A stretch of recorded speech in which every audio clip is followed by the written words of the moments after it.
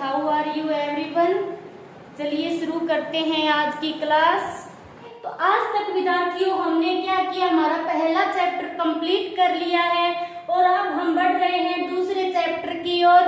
तो शुरुआत करते हैं। आज हम चैप्टर 2 से, दूसरा चैप्टर है हमारा बहुपद। तो हम जानते हैं सबसे पहले इसके बेसिक के बारे में। चलिए शुरू करते हैं चैप्टर 2 बहुपद।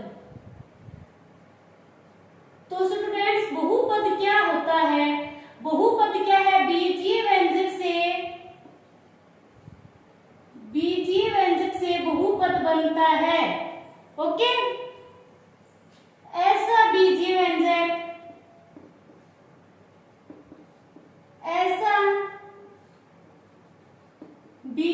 व्यंजक जिसके चर की घात पूर्ण संख्या हो, बहुपद कहलाता है। बहुपद कहलाता है। जैसे x square plus 3x plus 2, या फिर ले लेते हैं y प्लस 5। ये क्या है? एक बहुपद है। और बहुपद कौन सा होता है? जिसके चर की घात एक पूर्ण संख्या हो। पूर्ण संख्या कौन सी होती है? जो शून्य से शुरू होती है और अनंत तक चलती है। तो चर क्या होता है बहुपद में? ये देखिए, ये क्या है? चर है। और यहाँ पर ये चर है, तो इस चर की घात क्या है? 2 है। और इसकी घात क्या है? हम 1 मान लेते हैं। तो ये क्या है? एक पूर्ण संख्या ही तो है, 2 और 1। ओके, तो अब इसके बाद मैं आपको बताती हूँ बहुपद के पदों के बारे में और उनकी घातों के बारे में। तो चलिए हम देखते हैं। सबसे पहले 2x प्लस 4 और 3x square plus 2x plus 5। इसके बाद लेते हैं हम 4x की क्यूब प्लस 3x की स्क्वायर प्लस 4x प्लस ले लेते हैं 3, कुछ भी हो जाए। ये क्या है? ये 3 हमने बहुपद लिखे हैं। तो सबसे पहले इस बहुपद में हम देखेंगे पद। तो इस बहुपद में कितने पद है? पहला ये है और दूसरा ये है। तो चलिए लिख देते हैं। ये है द्विपदीय, द्विपदी। ओके, और ये क्या है? इसमें कितने पद है? 1 2 3। इसमें 3 पद है, तो ये हो जाएगा हमारा त्रिपदी। और इसमें कितने हैं? 1 2 3 और 4। इसमें 4 पद हैं, तो ये हो जाएगा हमारा 4पदी। क्लियर? ये तो हमने की है पदों की। तो अब हम घातों के बारे में जानेंगे, इनकी घात कितनी है। चलिए ये देखते हैं। तो इसमें x, ये जो चर है, इसकी घात कितनी है? 1 है। अधिकतम घात 1 है, तो ये हमारा होगा रैखिक बहुपद। रैखिक बहुपद। इसके बाद है, इसमें घात कितने? x के 2 घात है। ठीक है, तो ये होगा हमारा द्विघाती, यानी द्विघात बहुपद लिख दो, या द्विघाती। और ये होगा हमारा त्रिघाती बहुपद। इसमें घात कितनी है? चर की 3 है, तो ये होगा हमारा त्रिघात बहुपद। क्लियर है स्टूडेंट्स इतना सभी को? तो इसमें क्या है, प्रश्नावली में छोटे क्वेश्चन आएंगे 1 या 2 नंबर का। तो आप इसे डीपली से समझ लेना। छोटे छोटे क्वेश्चन आ सकते हैं इसमें से। तो चलिए अब हम जानते हैं रैखिक बहुपद के बारे में। रैखिक बहुपद कौन सा होता है? रैखिक बहुपद, रैखिक बहुपद कौन सा होता है? ये हमारा रैखिक बहुपद जिसकी क्या है? अधिकतम घात 1 हो, रैखिक बहुपद कहलाता है।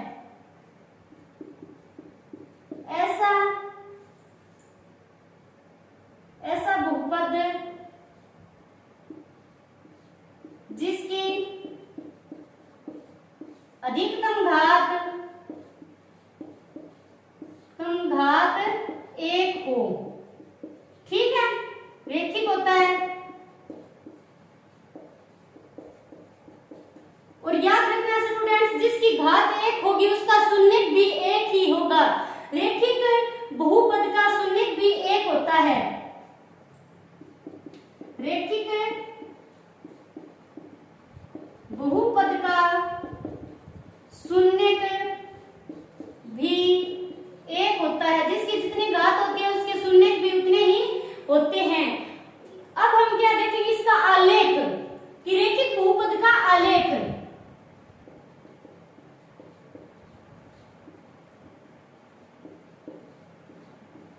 बहुपद का आलेख देखिए स्टूडेंट्स, मैं आपको इससे पहले बता देती हूँ कि इसका व्यापक रूप क्या होता है। रैखिक बहुपद का व्यापक रूप होता है ax प्लस b। ये होता है रैखिक बहुपद का व्यापक रूप। ओके, चलिए तो हम रैखिक बहुपद का आलेख, रैखिक बहुपद का आलेख कैसा होगा आप ध्यान से देखना। ये ग्राफ है एक। रैखिक बहुपद का आलेख हमेशा एक रेखा ही होता है, एक सीधी रेखा होता है। तो रैखिक बहुपद का आलेख कैसा होगा, इस तरह का आलेख होगा। ओके, चलिए अब हम जानते हैं कि शून्यक क्या होता है। शून्यक x x पर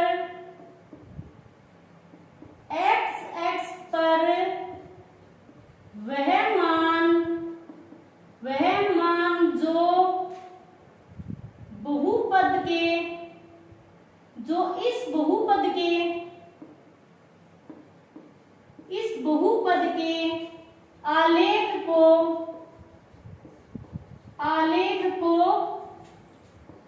x x पर प्रतिच्छेद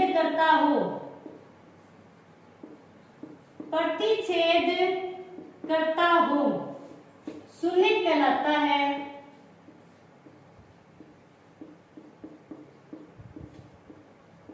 चलिए तो ये हुआ क्लियर हमारा रैखिक बहुपद। अब हम पढ़ेंगे द्विघात बहुपद। द्विघात बहुपद, तो द्विघात बहुपद कौन सा होता है, ऐसा बहुपद जिसकी अधिकतम घात 2 हो, द्विघात बहुपद कहलाता है। ऐसा बहुपद जिसकी अधिकतम घात 2 हो,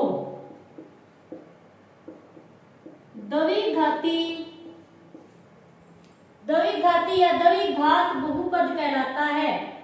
बहुपद कहलाता है। स्टूडेंट्स ये बात भी ध्यान रखना कि द्विघात बहुपद के शून्यक भी 2 होते हैं। ओके, तो चलिए द्विघाती बहुपद का व्यापक रूप। द्विघात बहुपद का व्यापक रूप कौन सा होता है, द्विघात बहुपद का व्यापक रूप होता है ax plus bx plus c। तो इसमें देखिए क्या है, x का गुणांक a है, x का गुणांक b है और c है यहाँ पर अचर पद। नोट कर लेना आप, ठीक है। देखिए क्या है, a क्या है, x का गुणांक a है और b क्या है, यहाँ पर x का गुणांक है और c है यहाँ पर अचर पद। तो एक बात ध्यान में रखना आपकी, ax का गुणांक कभी भी शून्य नहीं हो सकता। ओके, ये x का गुणांक a है, यदि a का मान शून्य हो जाएगा तो ये द्विघात बहुपद नहीं रहेगा, क्योंकि इसका ये पहला पद जो है ये पूरा ही शून्य हो जाएगा। आया समझ में? तो चलिए क्या लिखते हैं हम कि x का गुणांक है, यहाँ पर x का गुणांक कभी भी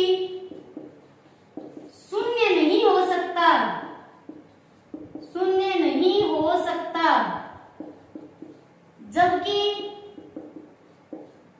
x का गुणांक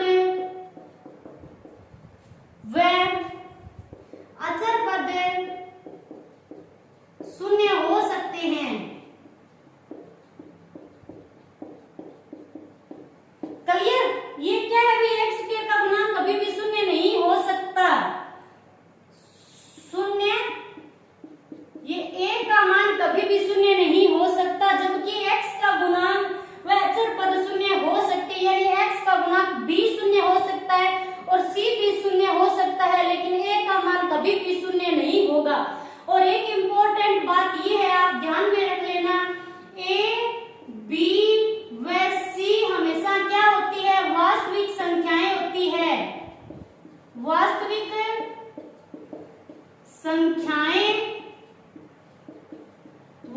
संख्याएं होती है। ओके, वास्तविक संख्याएं, ये बात मैं लिख नहीं रही हूं, आप ध्यान से सुन लेना। वास्तविक संख्याएं क्या होती है, ए, बी व सी क्या है, धनात्मक भी हो सकते हैं, ऋणात्मक भी हो सकते हैं और पॉइंटों में भी हो सकते हैं।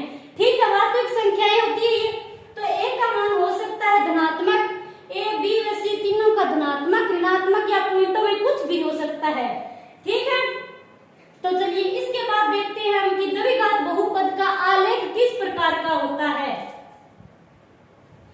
द्विघात बहुपद का आलेख, ये बेसिक इस चैप्टर का अच्छे से समझ लेना। इसमें से ही छोटे क्वेश्चन आएंगे, ज्यादा बड़ा क्वेश्चन नहीं आएगा इस प्रश्नावली में से।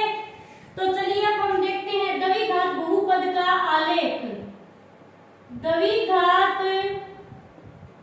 बहुपद का आलेख किस प्रकार का होता है भाई? द्विघाती बहुपद का आलेख, द्विघात बहुपद का आलेख, द्विघात बहुपद का आलेख परवलय आकार का होता है। परवलय आकार, या कह सकते हो कि यू आकार का होता है। यू आकार का होता है। देखिए, तो मैं इसका आलेख बनाती हूं, एक ये ग्राफ और एक ये है। परवलय आकार का यानी यू आकार का होता है। तो ये बन गया इस तरह यू आकार का, और ये ऐसे भी बन सकता है यू आकार का। ये यहाँ पर ए डैश है, पॉइंट ए डैश, दो बिंदु है, दो बिंदुओं पर ये प्रतिच्छेद करता है। और इसके शून्य कितने हैं? दो अलग अलग बिंदुओं पर प्रतिच्छेद करता है। एक्स को दो अलग अलग बिंदुओं पर प्रतिच्छेद करता है, तो इसके शून्य क्या होंगे? दो अलग अलग शून्य होंगे। ओके, तो चलिए अब ये क्या है, यू का आकार ऐसा है। यदि ए का मान, ए क्या है, 0 से बड़ा होगा तो आलेख बनेगा इस प्रकार का। यदि ए क्या है, 0 से छोटा होगा तो आलेख बनेगा इस प्रकार का। क्लियर? अब हम पढ़ेंगे द्विघात बहुपद के शून्य के गुणांकों में संबंध।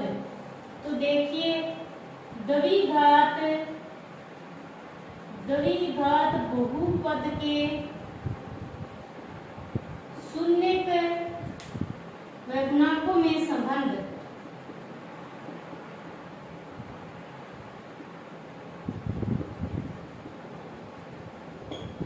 मैंने आपको क्या बताया था, द्विघात बहुपद का व्यापक रूप कैसा होता है?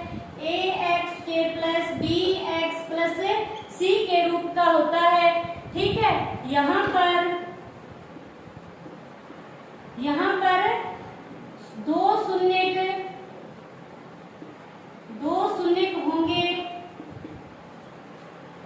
अल्फा और बीटा। ठीक है, तो चलिए अल्फा और बीटा, x बराबर अल्फा और x बराबर बीटा, ये क्या हो गए? दो शून्य हो गए द्विघात बहुपद के। तो अब हम इसे ऐसे भी लिख सकते हैं कि x माइनस अल्फा, ये बराबर हट गया तो क्या हो जाएगा? x माइनस अल्फा और x माइनस बीटा। अब देखिए ये क्या हो गए? द्विघात बहुपद के गुणनखंड। ये हो गए गुणनखंड, और ये क्या है? द्विघात बहुपद के दो शून्यक। ये हो गए शून्यक। क्लियर? तो चलिए अब इसके बाद क्या है? अल्फा प्लस बीटा, तो होगा माइनस बी बटे ए और अल्फा बीटा होगा C बटे ए। ये हुआ हमारा द्विघात बहुपद कंप्लीट। अब हम करेंगे त्रिघात बहुपद। तो देखिए त्रिघात बहुपद में क्या है, त्रिघात बहुपद कौन सा होता है जिसकी अधिकतम घात कितनी हो, 3 हो और उसके शून्य भी 3 होंगे। चलिए अब हम करेंगे त्रिघात बहुपद। त्रिघात बहुपद होता है जिसके, मैं आपको बता देती हूँ, आप लिख लेना। त्रिघात बहुपद होता है जिसके अधिकतम घात कितनी हो, 3 हो और त्रिघात बहुपद के शून्य भी 3 होते हैं।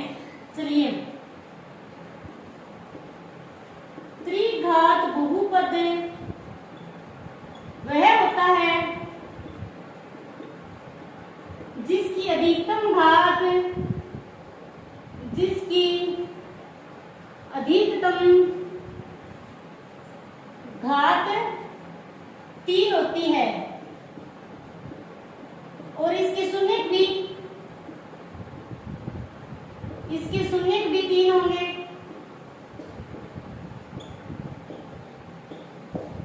तो इसका व्यापक रूप क्या होगा, त्रिघात बहुपद का व्यापक रूप, त्रिघात बहुपद का व्यापक रूप, त्रिघात बहुपद का व्यापक रूप होगा 4x की ax की cube plus bx square plus cx और प्लस d। ये होगा इसका व्यापक रूप ax की cube plus bx square plus cx plus d। और यहाँ पर क्या होगा, x स्क्वायर का गुणांक यानी x3 का गुणांक क्या है, x3 का गुणांक कभी शून्य नहीं हो सकता, गुणांक कभी भी शून्य नहीं होगा। यानी a, x क्यूब का गुणांक क्या है, a। ये पहला जो गुणांक होता है, पहले चर का जो गुणांक होता है, ये कभी भी शून्य नहीं हो सकता है, क्योंकि यदि यह शून्य हो जाएगा तो यह हमारा त्रिघात बहुपद नहीं रहेगा, क्योंकि इसका मान, पूरे पद का मान शून्य हो जाएगा। क्लियर है? चलिए तो अब हम लिखते हैं त्रिघात बहुपद के शून्य व गुणांकों में संबंध। त्रिघात बहुपद के शून्य व गुणांकों में संबंध। त्रिघात बहुपद के शून्य होते हैं 3, कौन कौन से, अल्फा बीटा और गामा। तो सबसे पहले alpha plus beta plus gamma, तो इसका क्या सूत्र होगा भाई, माइनस बी बटे ए। और इसके बाद होगा अल्फा बीटा